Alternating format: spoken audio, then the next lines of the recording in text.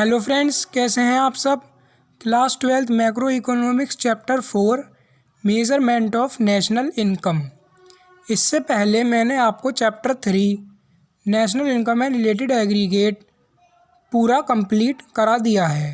अगर आपने वो चैप्टर नहीं किया है तो आप उसको सबसे पहले करें और फिर इसको चैप्टर 4 को करें, क्योंकि वो आपका बेसिक है। अगर आपने वो नहीं करा है तो आपको इसको समझने में थोड़ी परेशानी हो सकती है। तो स्टार्ट करते हैं chapter 4 measurement of national income. Friends, इसमें आपके 3 मेथड हैं। Methods of estimating national income. National income निकालने के आपके यहाँ 3 मेथड हैं जो हम इस चैप्टर में पढ़ेंगे।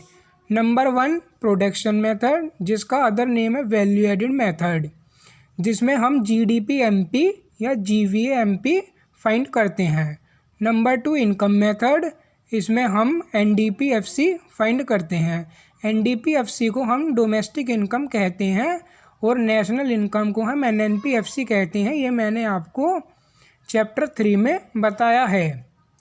नंबर 3 एक्सपेंडिचर मेथड, इसमें हम GDP-MP फाइंड करते हैं। आज हम इस वीडियो में सबसे पहले मेथड की बात करेंगे, जिसका नाम है प्रोडक्शन मेथड, और इसमें हम क्या निकालते हैं GDP-MP या GVA-MP। इसका फॉर्मूला होता है sales plus change in stock minus intermediate consumption या इंटरमीडिएट कॉस्ट। अब बात आती है sale plus change in stock को अगर हम प्लस कर दें तो आपका वो वैल्यू ऑफ आउटपुट के इक्वल हो जाएगा। Means value of output formula is sales plus change in stock. अगर आपसे कोई वैल्यू ऑफ आउटपुट पूछता है तो आप sales plus change in stock कहेंगे। अब आपको क्वेश्चन में ज़रूरी नहीं है कि आपको सेल्स डायरेक्ट गिवन हो या चेंज इन स्टॉक आपको डायरेक्ट गिवन हो या इंटरमीडिएट कंजम्पशन या कॉस्ट आपको डायरेक्ट गिवन हो। इनके कुछ अदर नेम होते हैं, वो आप यहाँ नोट कीजिए। जैसे सेल्स, अगर आपको सेल्स डायरेक्ट दे रखा है तो बहुत अच्छी बात, नहीं दे रखा है तो आपको फिर ये कुछ अदर नेम देगा जिसको आपको ऐड करना है। सेल्स के 2 अदर नेम हैं, डोमेस्टिक सेल और एक्सपोर्ट। ऐसी आपके चेंज इन स्टॉक के 4 नेम हैं। First is addition to stock, second is increase in stock. अगर इंक्रीज इन स्टॉक होगा तो आपका प्लस होगा और डिक्रीज इन स्टॉक आपका माइनस होगा। और इसका नेम और है unsold output produce during the year और इन्वेंट्री इन्वेस्टमेंट। आपके यहाँ 4 नेम हैं ये।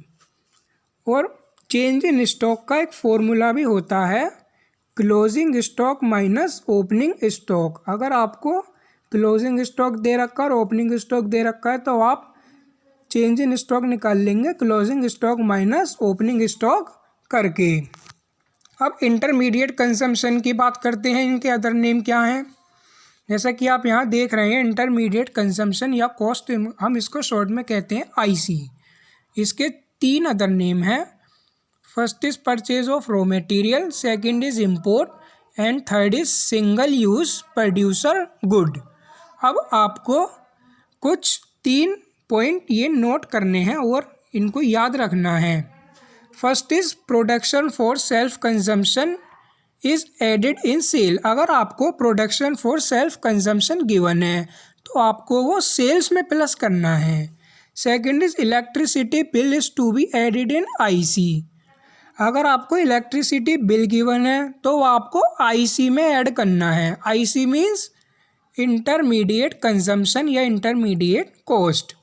If sales unit is given, then multiply by price per unit we can calculate sale. Means अगर आपको कहीं यूनिट गिवन है तो आपको उसकी मल्टीप्लाई करनी है प्राइस पर यूनिट से, उससे आपकी सेल आ जाएगी। अगर आपको यूनिट दी हुई है तो पक्का आपको प्राइस पर यूनिट गिवन होगा हमेशा, और आप इन दोनों की मल्टीप्लाई कर देंगे तो आपकी सेल कैलकुलेट हो जाएगी। अब हम कुछ न्यूमेरिकल की बात करते हैं कि आपको कैसे न्यूमेरिकल सॉल्व करने हैं। Number 1, calculate GVA-MP। Very simple question, आपको सिर्फ फॉर्मूला लगाना है और आंसर आपका निकल जाएगा। आपको इसमें GST गिवन है 40, डेप्रिसिएशन गिवन है 15, क्लोजिंग स्टॉक गिवन है 20, सेल्स गिवन है 700, सब्सिडी गिवन है 5, इंटरमीडिएट कंजम्पशन या कॉस्ट आपको गिवन है 400, ओपनिंग स्टॉक आपको गिवन है 10। अब GVA-MP का हमने आपको फॉर्मूला बताया था अभी कि क्या होता, sales plus change in stock minus IC means intermediate consumption या intermediate cost. GVA-MP is equal to sale आपको गिवन है 700, चेंज इन स्टॉक आपको निकालना है, मैंने फॉर्मूला लिखवाया है आपको। इसमें आपको क्लोजिंग स्टॉक और ओपनिंग स्टॉक दे रखा है, तो आप चेंज इन स्टॉक का फॉर्मूला लगाएंगे, closing stock minus opening stock, ये रहा आपका फॉर्मूला।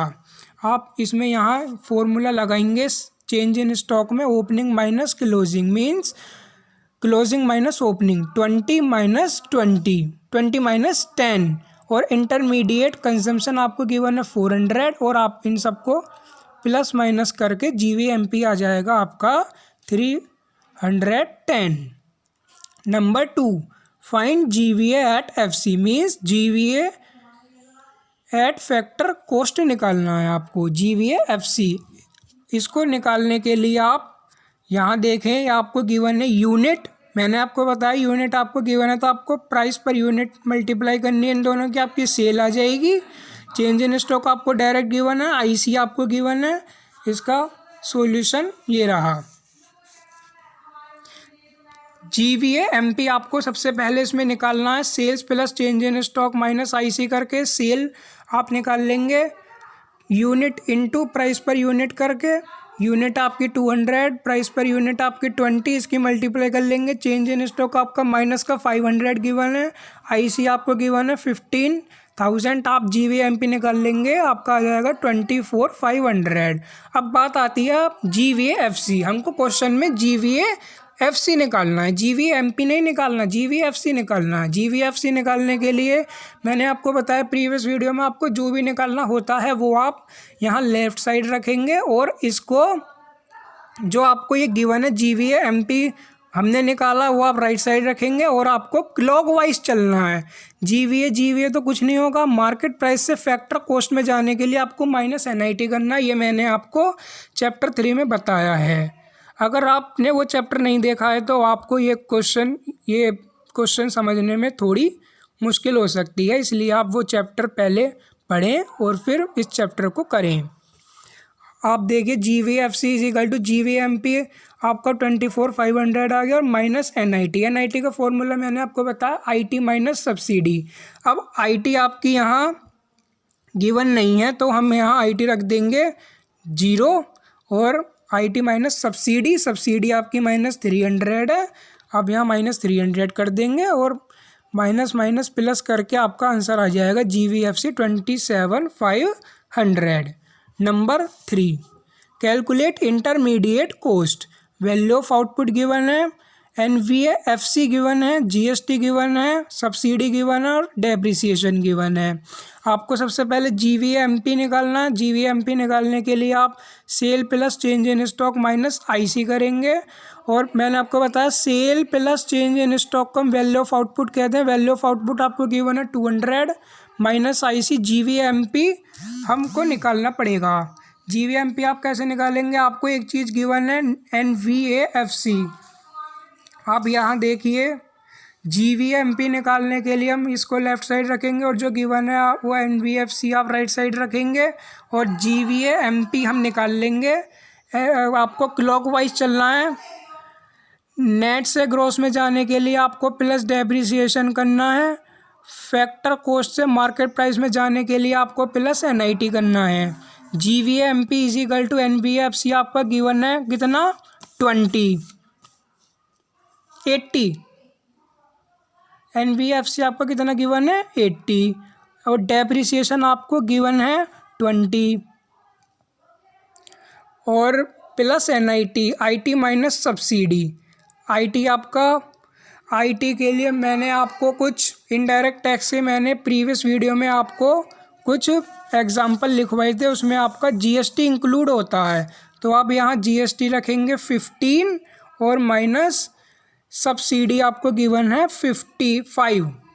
5 सब्सिडी आपको गिवन है 5 और आप इन सबको प्लस माइनस करके आपका GVMP आ जाएगा 110। अब आप इसको यहाँ रखेंगे 110 GVMP और sale plus change in stock को मैंने आपको बता ही दिया 200 आपका वैल्यू ऑफ आउटपुट है, IC आपका निकल जाएगा 90। अब जो है हम आपको कुछ होमवर्क करना होगा।